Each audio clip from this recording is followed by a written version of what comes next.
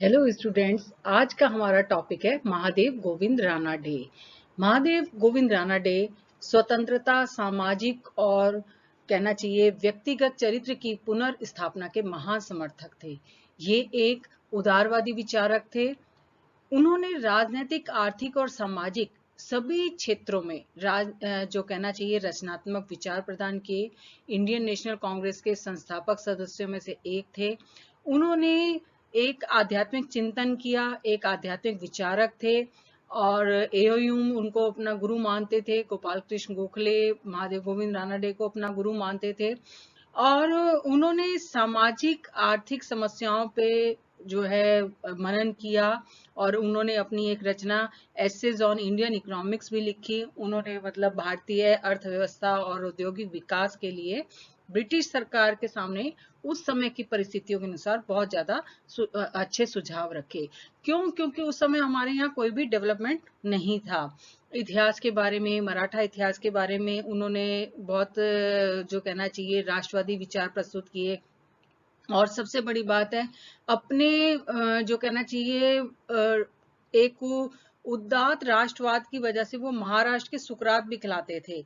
उन्होंने मतलब हर प्रकार से आदमी को राष्ट्र के प्रति तन मन धन से बलिदान होने के लिए प्रेरित किया। और सबसे बड़ी बात ये है कि उनका जो जितना भी चिंतन था वो नैतिकता और आध्यात्मिकता से जुड़ा हुआ था। अब आ जाता है उनका जीवन परिचय।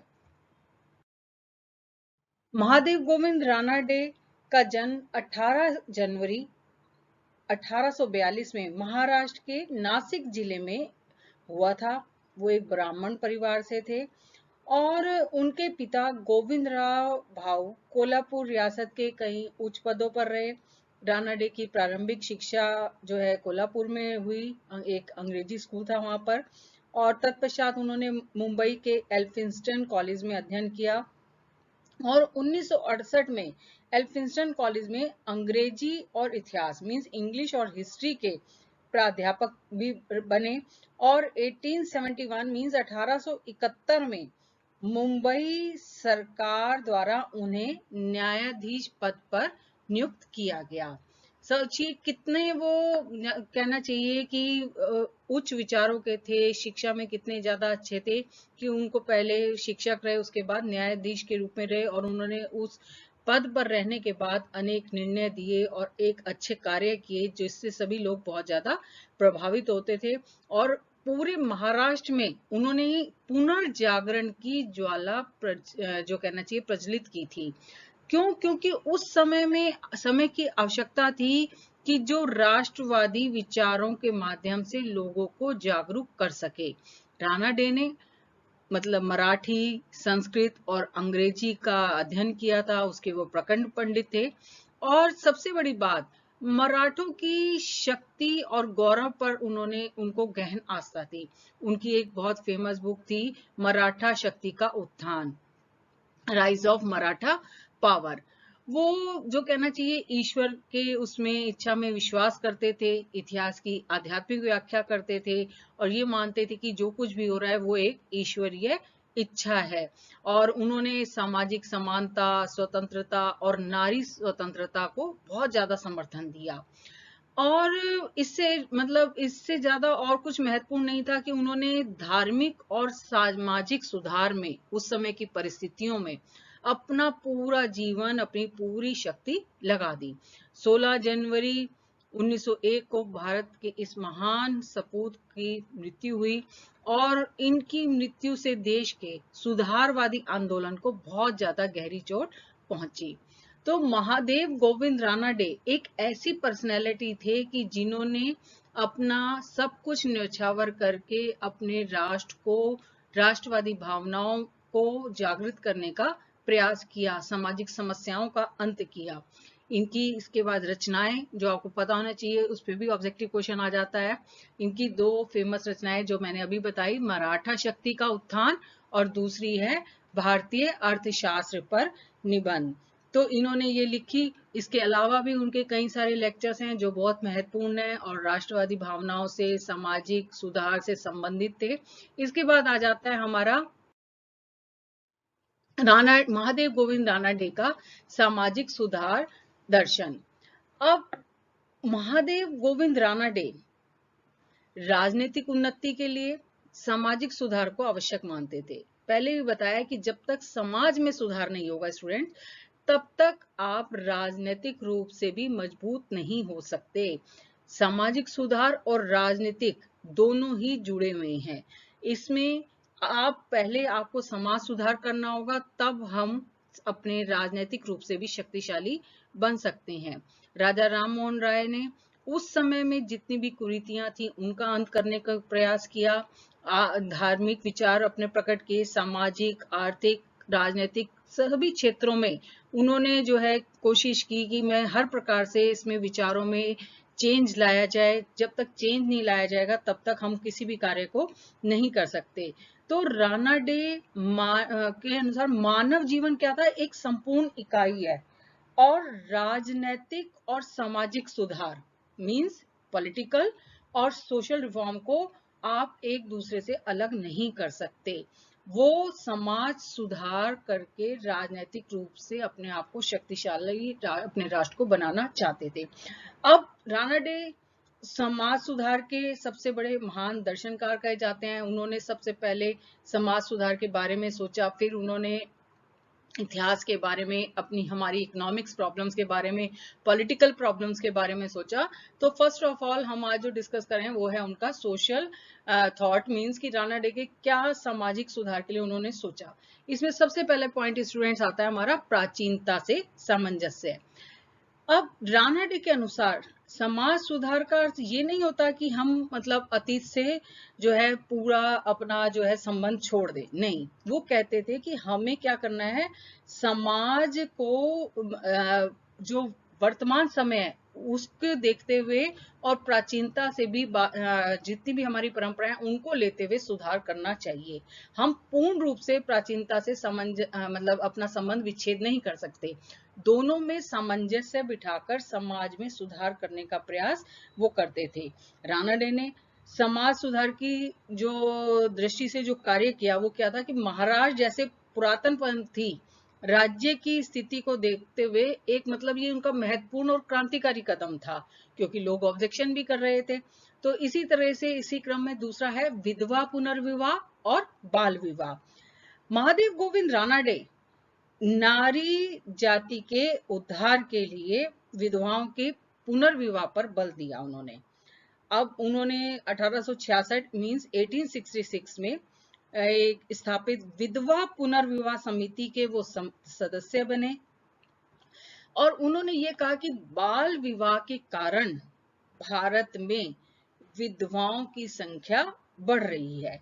अब इतनी छोटी उम्र में लड़कियों का विवाह कर दिया जाता था, उनको पता भी नहीं होता था कि विवाह क्या है, कौन हमारा पति है, और पता चलता था जब तक वो बड़े हुए और उनका वो विधवा हो गई या कोई परेशानी आ गई तो उनको लगता था कि अब इनका जीवन बेकार है। मतलब उनकी जो दुर्दशा वो देखते थे विधवाओं की, उसको उन्होंने मतलब समाज में देख के महसूस किया, अंतर मन से महसूस किया कि किस तरीके से ये समस्या है, इसका किस तरीके से हमें निदान करना चाहिए।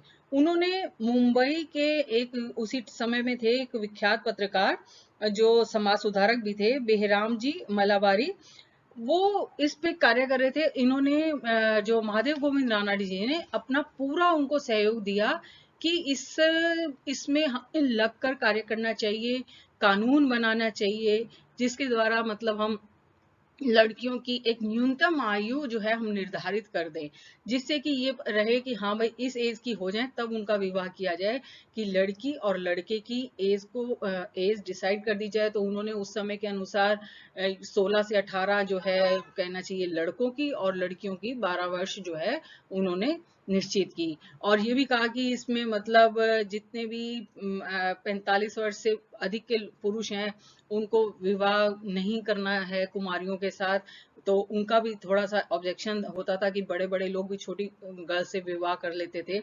और तीसरा उन्होंने ये भी कहा था कि जो जैसे अब एक इस व्यक्ति की पहली पत्नी है और रहते हुए वो दूसरा विवाह करता है, तो उसका भी उन्होंने कहा कि नहीं, इसकी भी कोई ऐसी परिस्थितियां बनानी चाहिए, कानून बनाना चाहिए जिसके माध्यम से इस पर रोक लगाई जाए कि पहली पत्नी के रहते हुए जो है आप दूसरा विवाह नहीं करेंगे।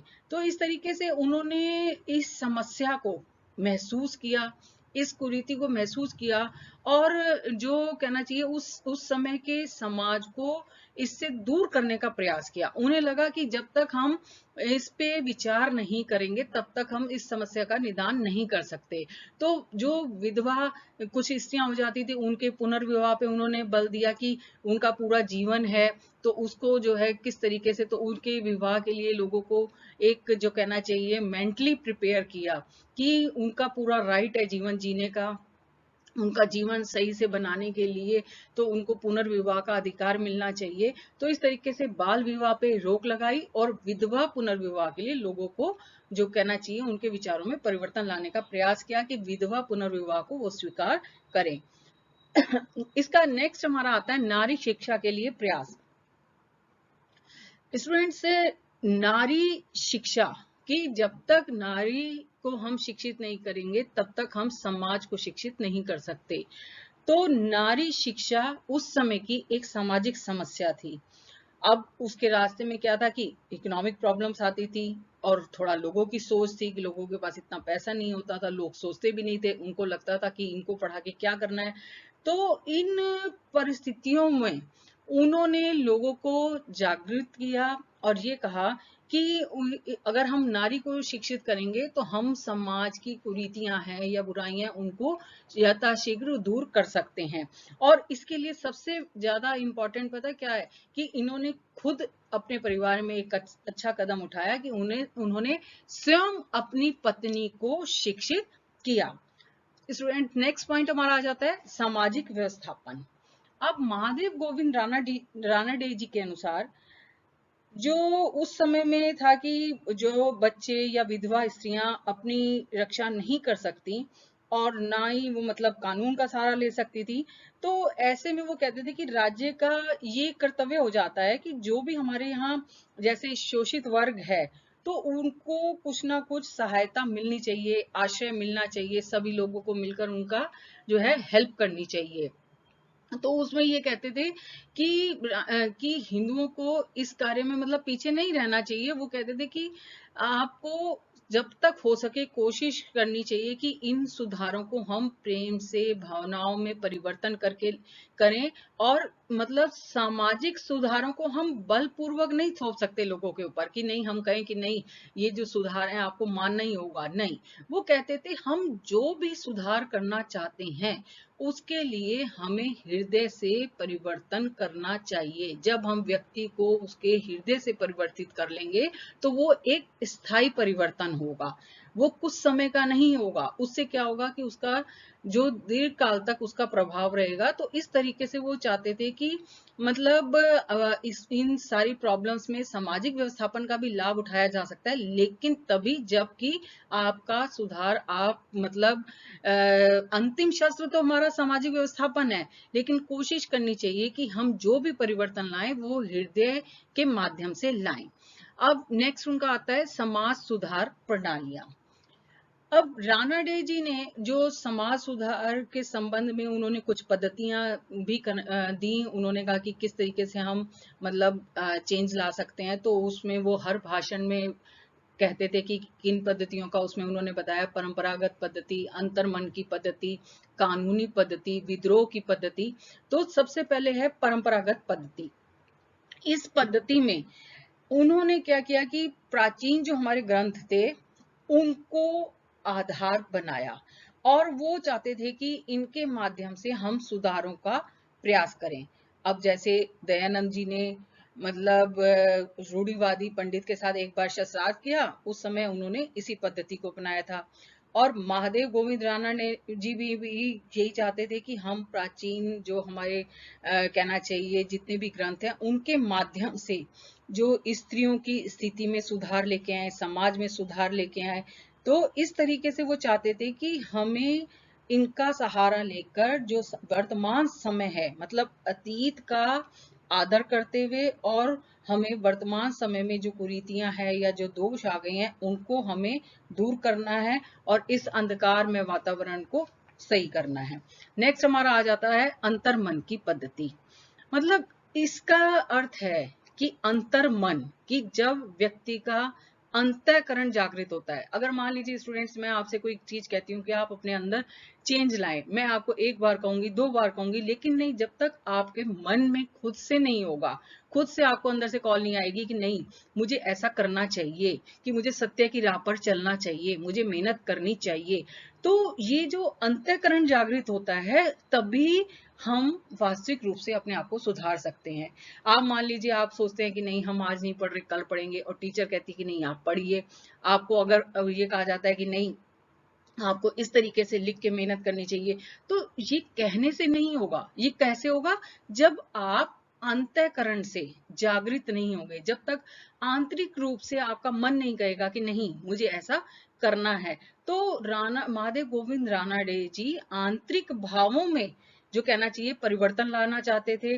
वो जब भी वो भाषण देते थे, उनकी पता है खास बात क्या होती थी, कि वो जब भी उपदेश या भाषण देते थे सभाओं में, भाई उस समय तो यही सब साधन थे कि मतलब भाषण के माध्यम से, सभाएं करने के बाद विचारों का आदान प्रदान करने के माध्यम से लोगों में विचार जो परिवर्तन ला सकते थे।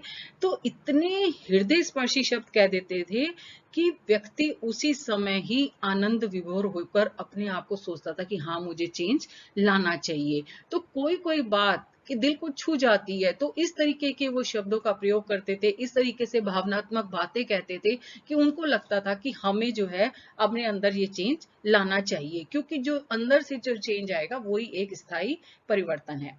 नेक्स्ट इसी श्रेणी में आता है बेटा स्टूडेंट्स, कानूनी पद्धति। इस पद्धति का प्रयोग तभी किया जाए जब अन्य पद्धतियों को, मतलब हमने अपना लिया हो।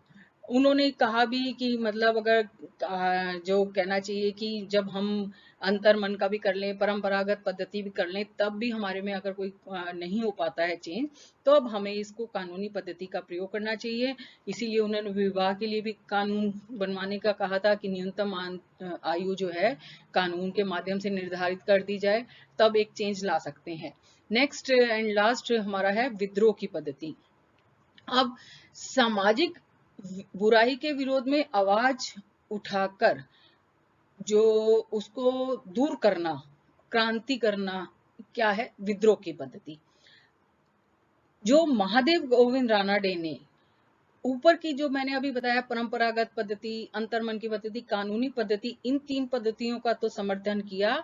उन्होंने इसको जो है अस्वीकार किया कि नहीं, इसको हमें विद्रोह की पद्धति को वो नहीं करते, क्योंकि वो बहुत ही ज्यादा उदारवादी विचारक थे। उनको लगता था कि अगर हम इस तरीके से चेंज ला सकते हैं तो इस पद्धति का हमें प्रयोग की आवश्यकता नहीं है। और जबकि अगर आप पूर्व में देखें, जब मैंने पहले आपको दिया था, राजा राम मोहन राय ने ब्रह्म सुधार के लिए इसी पद्धति को प्राथमिकता दी थी। उन्होंने सामाजिक कुरीतियों का अंत करा, सत्यप्रथा का अंत किया। तो जब तक हम इस तरीके की भावना का प्रयोग नहीं करेंगे तब तक हम कोई भी चेंज नहीं ला सकते। तो महादेव गोविंद रानाडे ने परंपरागत पद्धति, अंतर्मन की पद्धति और कानूनी पद्धति का प्रयोग किया, बट विद्रोह की पद्धति का प्रयोग नहीं किया। तो इस प्रकार से इनके ये सामाजिक सुधार का जो है, कहना चाहिए किस प्रकार से वो सामाजिक सुधार के बारे में सोचते थे, ये विचार थे।